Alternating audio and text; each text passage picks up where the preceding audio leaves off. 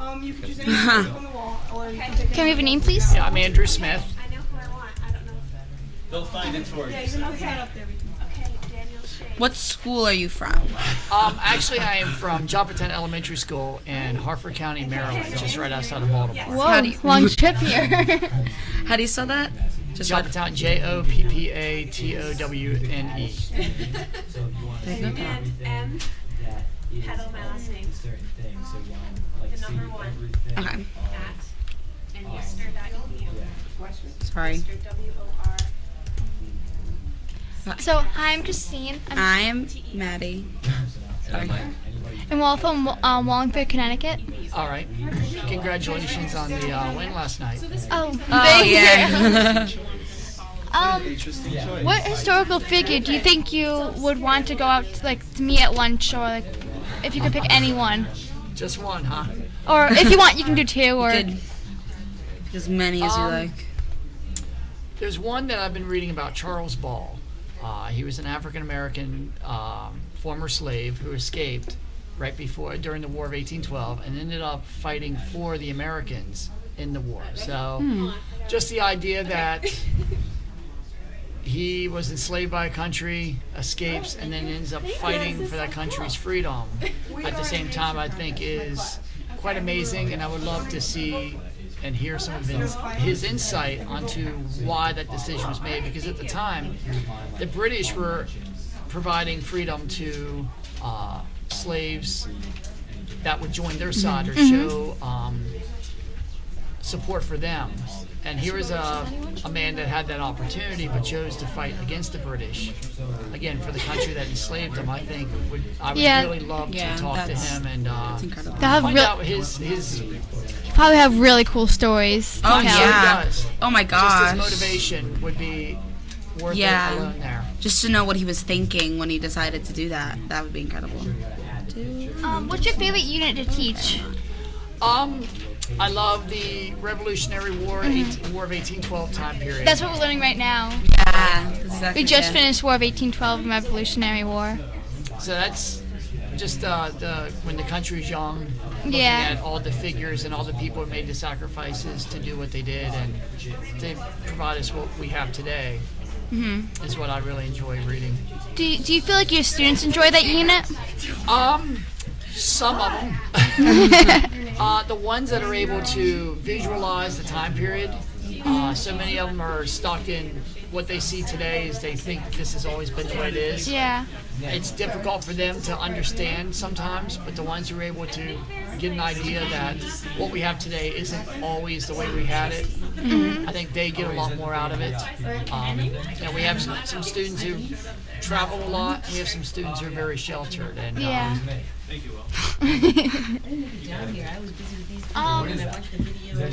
What do you do during that unit that makes it most enjoyable, or do you think it more enjoyable to teach or for students to learn about? I like using the primary source documents, letters, quotes from the people at that time, just to give an idea.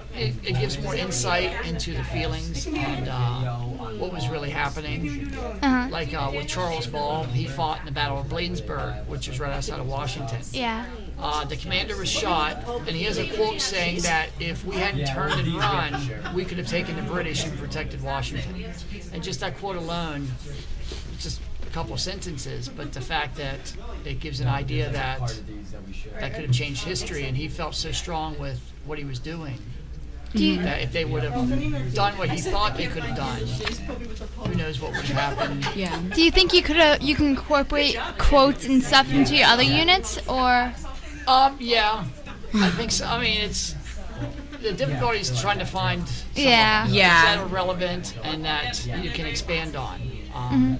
But again, I think that's what helps really bring it alive, because then you get to see the people as real people, not just Yeah. figures in a book, because you can Exactly. see what they're thinking, you can hear what they're saying. Whereas a textbook, sometimes they just summarize the events and you don't get as much out of that. So imagine your perfect classroom. What does it look like?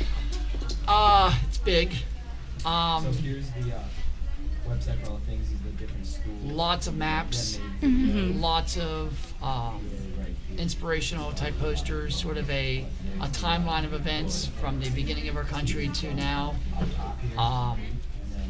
Just technology where the kids can do some of their own research, not just read from a textbook, but look up national archives and different sources that way to try to, instead of reading about it through a summary of a textbook publisher, they try to make it themselves through their research, and they get to interpret the best that they can what's happened and so on. Well, When you were a student, how did you do in that subject? Were you a good student, average student, or were you a more poor student? Me, I was probably average.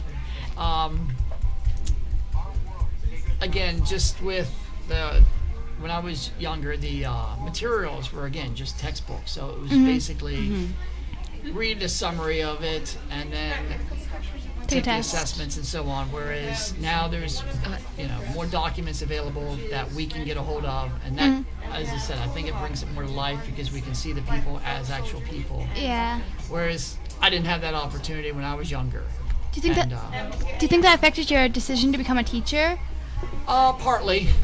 Partly. That and just the fact that sometimes I looked at how education wasn't as, it wasn't as interesting affected because I wanted to try to make it more interesting so other kids didn't see it the same way I did. yeah, I get it. How many students do you see smiling in your classroom, and how do you think you could improve that? It depends on the type of the time of day and Yeah. Yeah.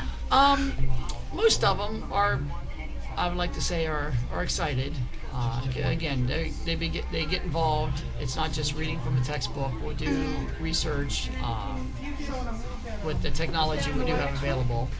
They'll get to read documents that hopefully they won't understand the first time they read through it. They'll have to go through it a couple times to interpret it, to get the meaning out of it. At first there's sometimes a little grumble because it's more than they want to do, but by the end, when they get the insight and they see the importance of it, and then they can connect it to something else they've learned before, that's usually when the smiles and the light bulbs start to pop up. So, what have you experienced as a teacher that has affected you as a person, or how just teaching affected you as a person? I think listening to the kids more, because as I said, when they interpret, sometimes they'll come up with an idea I've never thought of, and it's interesting to get insight from them that changes my thinking, as sometimes I change their thinking. So it's nice to have that, almost getting out of the traditional teacher role where it's more of a, I don't want to say colleague, but it's more of a back and forth relationship where we're working with each other, and instead of just me telling them what they need to do and then they do it and then assess them and then we move on. And lastly, what's one thing you wish we would have asked you? I'm not really sure. You're pretty thorough there. So. Thank you. Thank you so much. And can we ask you one more thing? Sure. Our school's in a contest to win 30 tablets. Okay. And if you could just vote for us with James H. Moran Middle School, for the 4th one on the website, Okay. so that would really help us. I think you could go. Can you go just? I'm sorry. Oh yeah, go ahead. I just want to make sure. It says they can just go to this link, Yeah, right? just go to this link. Yeah, if you just go to that link. This link. Yeah. You Or can you take that could piece. go to our site. I'm pretty sure it says it on there.